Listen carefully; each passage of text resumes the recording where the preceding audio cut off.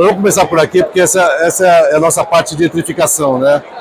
Uma pegada que a gente tem aqui, a gente mostrou já esse produto, que foi um lançamento nosso também lá na IAA, e trouxemos também para cá para mostrar para o público brasileiro, porque, como todos nós sabemos aqui, os nossos veículos, caminhões que vêm para cá, os veículos comerciais que vêm para cá, ele tem um perfil europeu, não um perfil americano.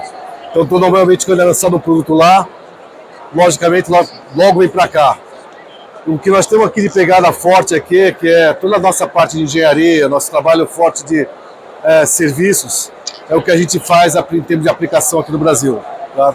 Quero apresentar para vocês o Caio Silva. O Caio Silva é responsável pela parte de estratégia de produtos, focado nessa parte de transmissão, então tecnologia. Vou pedir para ele explicar para vocês um pouco mais sobre o eixo nosso de eletrificação, tanto para caminhões como para veículos mais leves aqui. Queria que você viesse aqui.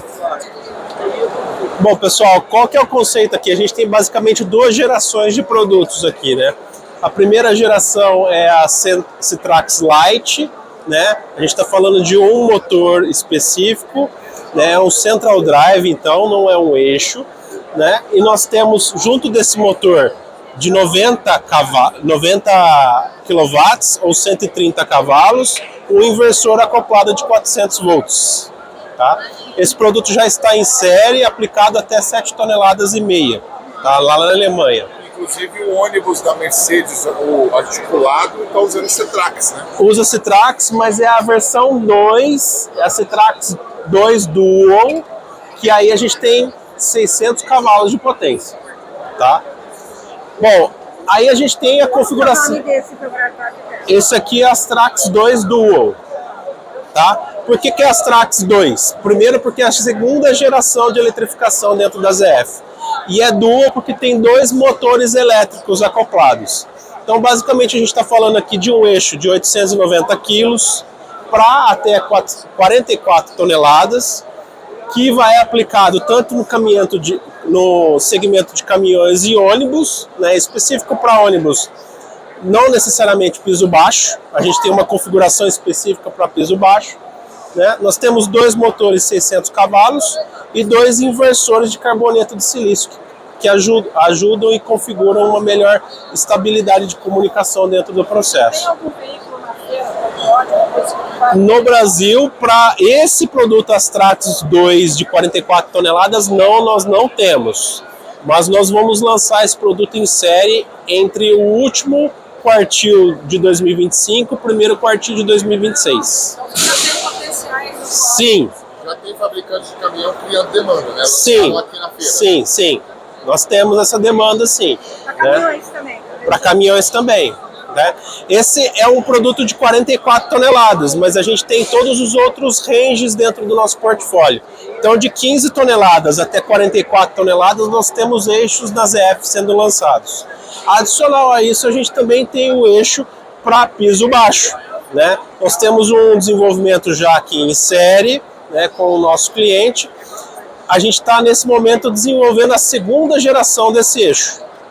Tá? Então, nós vamos ouvir falar muito de Citrax 2, justamente porque é a segunda geração, que traz uma confiabilidade melhor, motores mais robustos, processo de embobinamento no harpin, né? Então é uma fita de cobre, não é um fio de cobre, né? Isso caracteriza uma confiabilidade muito maior de produto. Tá bom? Bem, eu queria falar um pouquinho para vocês aqui. Eu vou aproveitar, porque a parte da traction ali, dos pesados, vocês conhecem muito bem. Apesar de ser uma traction geração 2 ali, que nós colocamos ali, mas eu queria mostrar para vocês aquilo que é de fato o lançamento nosso, que nós estamos conversando bastante, que é o nosso sistema de ADAS.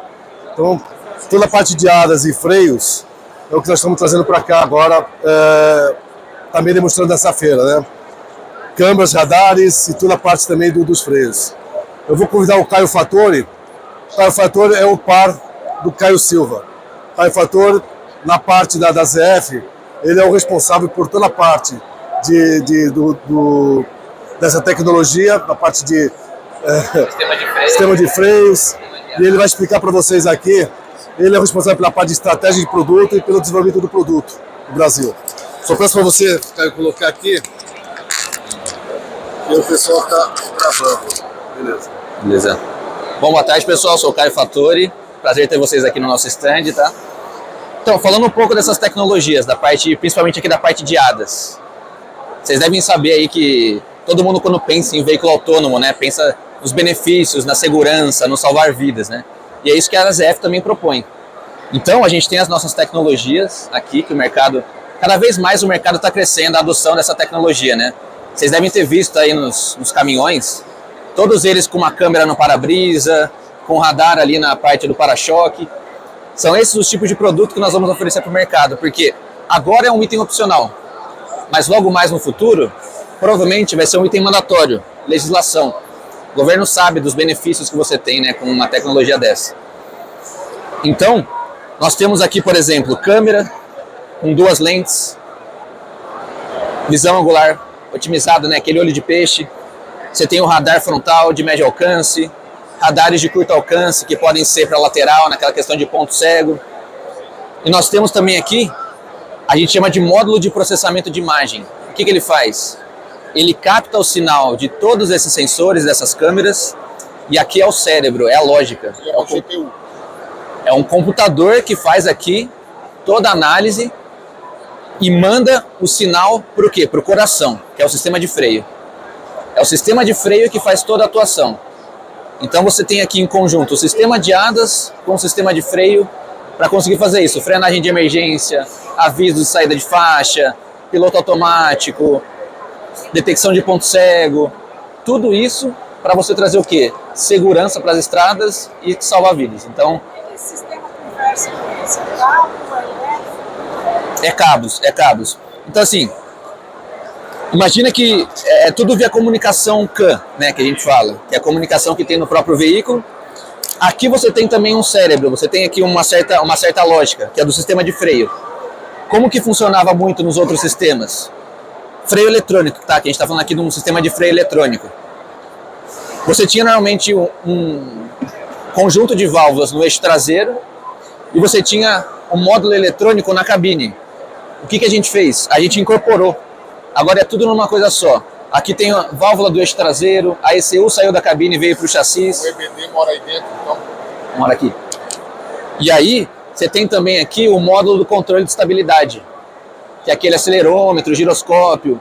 Normalmente o pessoal instala perto ali do centro de gravidade, né, para fazer a análise. Então, assim, essa válvula aqui, ela tem também um baita de um poder de processamento. E o que é o bom dessa geração nova? Antes, sistemas de freio eletrônico, eles tinham microprocessadores em várias válvulas. Esse daqui tem uma só. Vocês devem saber, né, da crise que a gente teve de chips, microcontroladores. Tendo um só no sistema, a gente consegue mitigar parte desse risco, né? Lógico que tem toda a cadeia de fornecimento disso, mas com isso a gente consegue otimizar, consegue fazer com que essas válvulas fiquem mais simplificadas e a gente consegue entregar um sistema mais robusto e com melhor eficiência, porque agora todo o processamento está concentrado aqui nessa válvula principal que vai no eixo traseiro. Esse sistema até, quando você pensa em direção autônoma de níveis mais avançados, ele está preparado, porque você consegue colocar um outro kit desse, como se fosse uma outra peça parecida com essa, e ela cria uma redundância. Então, nesse tipo de ADAS que a gente vê aí no mercado, que ainda é frenagem de emergência, aviso de saída de faixa, você não precisa de redundância.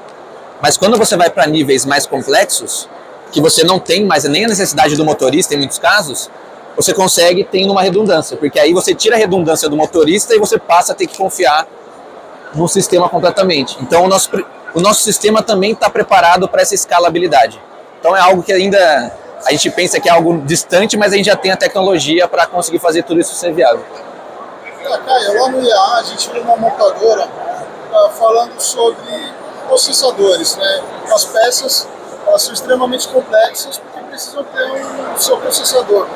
E seria uma tendência ter um superprocessador que pudesse englobar todos os sistemas num lugar só, e seria um benefício até para os fornecedores entregar sistemas um pouco mais simples. Sim. Faz sentido isso? Como que vocês avaliam esse tipo de demanda? Isso faz sentido, mas é assim, é um futuro de mudança de arquitetura eletrônica dos veículos. Porque cada vez mais a troca de dados, a troca de informações, ela está acontecendo numa quantidade muito alta nesses veículos com mais eletrificação, componentes eletrônicos, sensores, radares. Então lá na frente, imagina todos os sistemas, sistema de transmissão, sistema de freio, sistema de motor, qualquer sistema vai ter uma troca de dados muito grande. Então é isso que você falou. As próprias montadoras estão reinventando a forma da arquitetura eletrônica. Então vai ter que ter um computador central. Nós temos isso, não está apresentado aqui na feira, porque ainda não é uma realidade do mercado da América do Sul. Mas nós temos um supercomputador também, que pode ser utilizado pelas montadoras para fazer essa integração. Então, quando eles mudarem para esse tipo de proposta, de tecnologia, a gente também está preparado para atendê-los.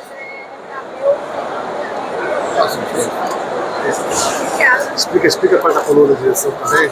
Isso daqui é para a parte, por exemplo, do controle de estabilidade, né? Porque o sistema de freio ele também faz a parte do controle de estabilidade. Então, esse é um componente do sistema que ele vai montado na coluna de direção, porque você precisa saber, no controle de estabilidade, quando o veículo está com a tendência ali de ter perdeu a direção, alguma coisa, você precisa entender como é que o motorista está se comportando. Então, é sempre isso. Você tem aqui, digamos assim, olhos, né, que mandam informação para os cérebros, e os cérebros eles atuam para fazer a frenagem acontecer. Vai aplicando microfrenagens do lado e do lado, né, para acertar. Né? Essa válvula, por exemplo, ela vai em cada roda e ela tem responsabilidade de colocar ou tirar ar. A gente chama ela de moduladora. Então, conforme ela está ali, ao mesmo tempo que ela evita a trava da roda, a roda de travar, né, que é o sistema de ABS, ele também possibilita o sistema de controle de estabilidade, junto com esses outros componentes, o acelerômetro que eu falei que fica aqui, sensores, tudo isso está incorporado. Os componentes são para veículos comerciais ou são os mesmos para veículos de passeio? Não, são para veículos comerciais, isso. Até porque para veículos comerciais eles têm outro tipo de comunicação, outra plataforma, então é uma outra especificidade. Qual a participação da engenharia ZF Brasil nesse tipo de projeto? Nós temos muito aqui a especificidade da região, as nossas condições. Então, nós temos um time extremamente capacitado de engenharia que suporta todas as montadoras a fazer a aplicação. Imagina a quantidade de plataformas que as montadoras têm. Então, junto com as montadoras, a gente fala assim, vamos pegar alguns veículos que são os mais característicos, porque se eu validar nesse tipo de veículo, eu consigo atender essa gama e eu consigo fazer com que esse sistema esteja preparado para essas configurações. Então a gente, em conjunto com os clientes e junto com o nosso time de engenharia que foi treinado, que foi capacitado, que já fez agora todo esse tipo absorveu todo esse know-how, a gente consegue providenciar para eles a parte de sistema de ABS, a parte de controle de estabilidade e recentemente também de validar a parte do sistema de ADAS. São testes com aqueles, vocês devem ver bastante, né? Aqueles, a gente chama de target, que são aqueles balões. Então, esses são os equipamentos que a gente usa para fazer toda essa validação. Você não vai colocar um carro ali de verdade, você ainda está fazendo os ajustes finos, a calibração. Então você não pode ali correr o risco de danificar o veículo. Então você coloca esses targets, esses balões, caso tenha ali na hora da calibração, você consegue ajustar, fazer os parâmetros e fazer com que ele funcione da melhor maneira possível, mais otimizada possível. A gente tem aqui hoje, né, é um produto que nós chamamos de iEBS, ou seja, um EBS que faz parte de uma plataforma de sistema de freios inteligente, voltado para o segmento de carretas. É um lançamento global da ZF, né, onde que dentro desse lançamento nós temos versões que foram desenvolvidas pensando no mercado brasileiro, nas condições brasileiras. Temos um caminhoneiro na roda. Que bom. Então esse produto, nós estamos trazendo ele para o mercado brasileiro pensando já na mudança da legislação para o ano que vem, que exige controle de estabilidade. Então, além da função ABS, que evita o travamento das rodas, ele tem um acelerômetro lateral, onde que na iminência de tombamento do veículo ele atua nos freios evitando o tombamento. Além disso, tem várias outras funções, né? Na versão Premium nossa, a gente tem mais de 40 funções que você pode adicionar, entre elas funções de ré, que freia o veículo se tiver algum obstáculo, o Smart Board, que é uma tela, um display digital que você pode acoplar na carreta, ter acesso à informação do peso do veículo, acionar o eixo com suspensores, ou seja, são várias funções que estão integradas dentro dele. Uma dessas funções é a função de emergência. Todo o sistema de freio de carreta, quando ele está com uma pressão baixa, no circuito de freio, a função emergência precisa atuar, que é através das molas dos spring brakes. Essa função no passado estava numa válvula, que era uma válvula que a gente chamava de PREV, ela tinha 2 botões. Com esse novo modelo a gente traz essa função para esse módulo também, e a gente desenvolveu essa válvula com um único botão, que ele tem 3 posições. Então, todo o sistema de freio da carreta fica mais simples, com menos conexões, menos tubulações, menos válvula, porque basicamente toda a função do freio está dentro do módulo único. Um detalhe importante do IEBS é que ele é um sistema ativo. Ele trabalha monitorando o que está acontecendo com o veículo durante todo o percurso. Diferente do ABS, que ele atua quando a roda está na iminência do travamento. Esse daqui não, ele está atuando ou monitorando o veículo por todo o percurso. Então ele vai armazenando dados dentro dele. E esses dados é possível um frotista, como o nosso amigo está acompanhando aqui, ter acesso a essas informações. Uma das informações que hoje não existe em carreta é o odômetro, por exemplo. A gente não consegue programar, fazer manutenção preventiva. Com o EBS você consegue já fazer manutenção preventiva porque ele tem odômetro. Uma outra função, por exemplo, é quantas vezes o ABS atuou e aonde ele atuou. Quantas vezes o sistema que evitou tombamento precisou atuar. Todas as informações ficam armazenadas e podem ser acessadas ou através de um laptop, né, conectando por uma porta de entrada e saída, através do display digital ou através da telemetria. A telemetria que comunica com esse hardware, que é o TX Pulse, é o nosso telemetria que envia as informações para uma nuvem e você pode receber essas informações em dashboards, conseguindo saber localização, velocidade e todos os dados que é armazenado no EBS. Situação de risco, né? Situação de risco, quantas vezes tombou, momento que ele tombou, qual que é a posição geográfica, qual rodovia, em qual curva, tudo isso você consegue acessar tendo esse produto com a telemetria. Bom, esse daqui é um QG que nós montamos aqui, né, para exemplificar a telemetria que eu comentei com vocês. Acho que poderia começar por aqui. Aqui a gente tem o monitoramento da pressão e temperatura dos pneus da carreta. A gente tem por pneu da carreta, os gráficos, você consegue monitorar o período de tempo e aí você tem os alertas, né, de baixa pressão ou alta temperatura. Aqui nós temos a informação também, ó, de velocidade e carga. Então, com suspensão pneumática, a gente tem uma informação da carga do veículo.